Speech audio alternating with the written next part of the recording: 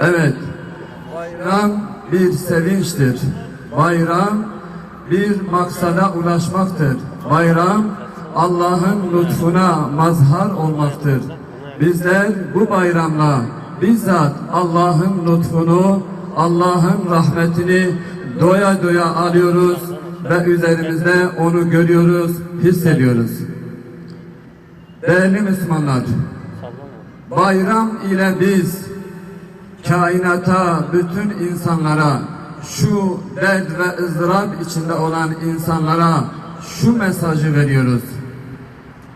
Cenab-ı Allah'ın göndermiş olduğu din ile aslında hayatın bir seyri değişecek, bir düzeni değişecek ve bütün günler eğer insanlar bu dine tabi olurlarsa, şeytanlardan ve putlardan uzak kalırlarsa bütün günleri bayram gününe dönüşecek.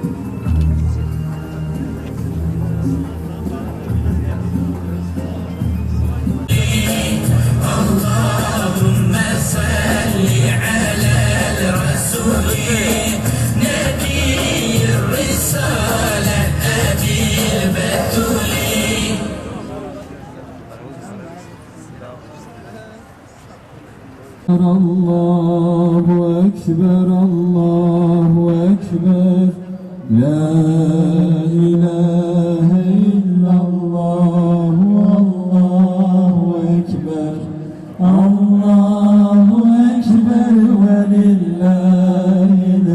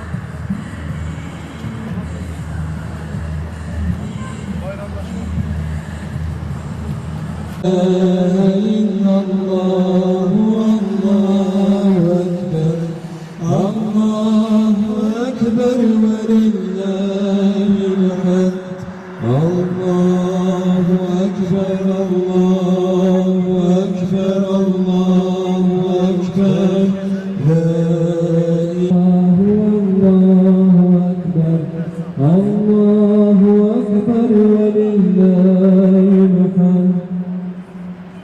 Aziz Müslümanlar, hep beraber getirelim inşallah tekbirleri. Allahu Ekber, La ilahe illallah, Allahu Ekber, Allahu Ekber ve lillahil hamd. Allahu Ekber, Allah. Mustazaflar Cemiyeti'nin her yıl burada geleneksel olarak düzenlemiş olduğu bayram merasimi hakkında ne diyorsunuz?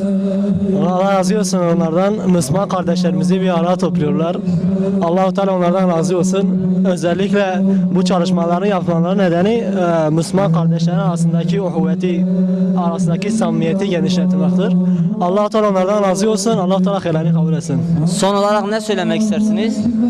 Son olarak Cezem'de bulunan Müslüman kardeşlerimizin bayramlarını kutlarız. Allah onlardan razı olsun. Bu kadar. Teşekkür ederiz. Şeytanın taşladıkları gibi artık bizlerin de kendi enaniyetimizi, kendi öfkemizi, kendi kibrimizi taşlamayı nasip eyle ya Rabbi. Ya Rabbi, o hacılarımız yine bizi temsilen gelip Hacerül Esved taşına o Allah'ın yeryüzündeki mührüne eline el koyup ey Allah'ım biz sana beyat ettik. Lebbeke Allahümme lebbek emret de biz senin emrindeyiz. Emrini yerine getirmeye Hacer gibi, İbrahim gibi evladımızı kurban etmeye bile hazırız ve bundan vazgeçmeyeceğiz. Sana söz veriyor, beyat ediyoruz diyen o hacılarımızın anlayışını bize nasip et ve gerçekte bizi bu beyata bağlı kılmayı bizlere nasip eyle ya Rabbi. Onlara karşı da cihad etmeyi bizlere nasip eyle ya Rabbi. Ya Rabbi birbirimize karşı olan öfkelerimizi taşlamayı ve bize hücum eden